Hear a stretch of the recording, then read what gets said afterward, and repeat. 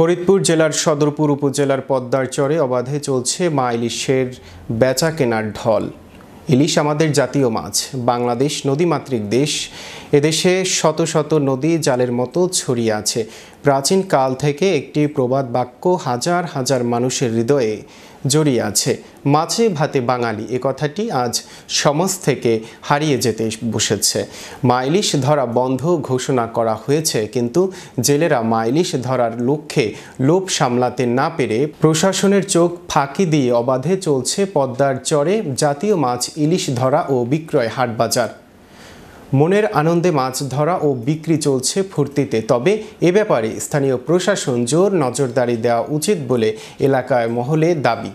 মাছ বাংলাদেশের অন্যতম অর্থকারী প্রাণী সম্পদ এবং মাছ আমাদের একটি প্রিয় পুষ্টিকর খাদ্য। কথায় আছে, মাছে ভাতে বাঙালি।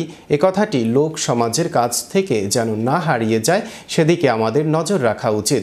বাংলাদেশ মৎস্য সম্পদের বিশেষভাবে সমৃদ্ধ। মানুষের পুষ্টিকর খাদ্য হিসেবে অর্থনৈতিক দিক থেকে মৎস্য সম্পদের প্রয়োজনীয় গুরুত্বপূর্ণ অপরিসীম।